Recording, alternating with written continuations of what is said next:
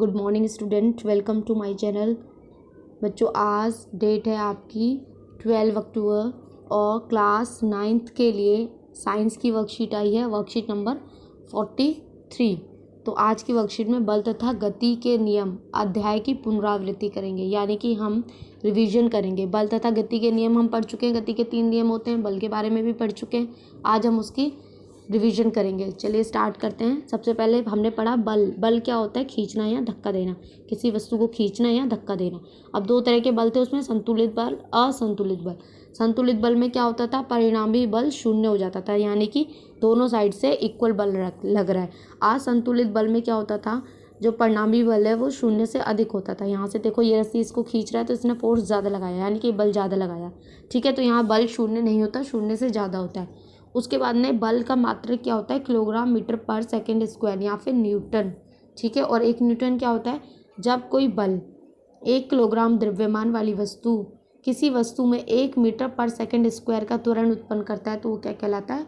Newton. ठीक है, अब इसके बाद हमने गति के 3 नियम पढ़े थे, बल तथा गति के 3 नियम, तो उनको भी हम रिवाइज कर लेते हैं।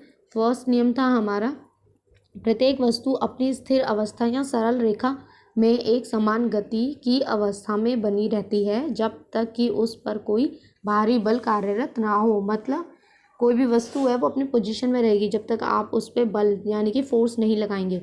अगर वो रुकी हुई है तो रुकी रहेगी, चल रही है तो चलती रहेगी। ठीक है, उसी से हमने जड़त्व और द्रव्यमान दो डेफिनेशंस और सीखी थी। जड़त्व क्या होता है? अवस्था में परिवर्तन का विरोध करने का गुण। मतलब कोई अगर रेस्ट में है, अगर आप उसको चलाने की कोशिश करोगे तो वो उसका अपोज करेगी, फोर्स करेगी।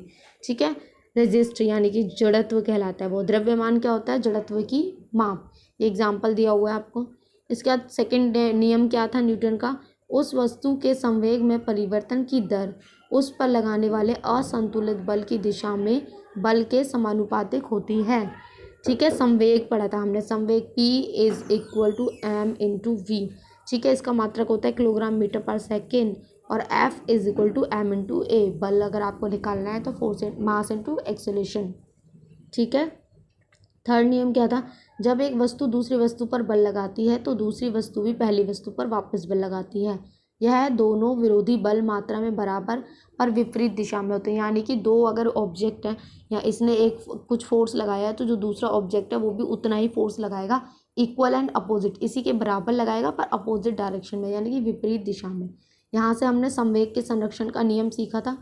देखिए, संवेग संरक्षण का नियम क्या होता है? जब दो वस्तुएं, उनका जो कुल संवेग है वो टकराने की प्रक्रिया में अपरिवर्तनीय या संरक्षित रहता है। मतलब कि जो अगर कोई दो वस्तुएं हैं वो टकराने से पहले जो उनमें संवेग है वो टकराने के बाद जो संवेग है वो दोनों इक्वल ही रहेगा, बराबर रहेगा, संरक्षित रहेगा। मतलब जितना था उतने का उतना ही रहेगा, ना कम होगा ना ज़्यादा होगा।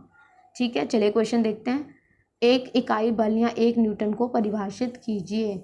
तो बेटा ये तो बहुत ईजी है, यहाँ से आप कर लीजिएगा, आंसर आप खुद कर सकते हैं। चलिए सेकंड देखते हैं। संवेग एवं बल का एसआई मात्रक लिखिए। देखिए, संवेग का एसआई मात्रक आपका ये है। बल में क्या होगा? एक और सेकंड जुड़ जाता है, तो बल के लिए आप यहाँ से देख लीजिएगा किलोग्राम मीटर पर सेकंड स्क्वायर, या फिर आप न्यूटन लिख सकते हैं। ठीक है, यहाँ पे किलोग्राम मीटर पर सेकंड स्क्वायर हो जाएगा बल में। गति के तीनों नियम बहुत ईजी हैं, फर्स्ट सेकंड थर्ड आप यहाँ से लिख लेंगे। गति के दूसरे नियम के 2 अनुप्रयोग बताइए। बेटा गति के नियम के 2 अनुप्रयोग हमने वर्कशीट आई थिंक 40 में हमने किया था, और जो बच्चे अच्छे से क्लासेस ले रहे हैं तो उन्हें पता भी होगा, वो वहाँ से कर सकते हैं। पर फिर भी थोड़ा सा बता देती हूँ आपको। जो कराटे खिलाड़ी होते हैं वो पत्थर की स्लैब को एक झटके में तोड़ देते हैं, ये भी इसका एग्जाम्पल हो गया, अनुप्रयोग हो गया। और जो क्रिकेट खिलाड़ी हैं उनका जो गेंद लपकते समय हाथ पीछे होना, हाथ पीछे कर लेते हैं, ये भी इसका एक एग्जाम्पल हो जाएगा। ठीक है, और एक एग्जाम्पल ये हो सकता है लंबी कूद में, लंबी या ऊंची कूद में क्या होता है? खिलाड़ी का बालू या कुशन पर कूदना। ठीक है, ये तो मैंने 3 एग्जाम्पल आपको बता दिए, आप अपनी लास्ट की वर्कशीट में से देख के कर सकते हैं। जड़त्व को परिभाषित कीजिए। 5th क्वेश्चन है आपका। जब क्या होता है? जड़त्व अवस्था में परिवर्तन का विरोध करने का गुण जो वो जड़त्व कहलाता है। ठीक है बेटा, बहुत ईजी थी। आप आज की आपकी वर्कशीट रिवीजन थी आपकी, कंप्लीट हो गई है। आई होप आपको वीडियो समझ आई हो, क्वेश्चन आंसर समझ आए हो।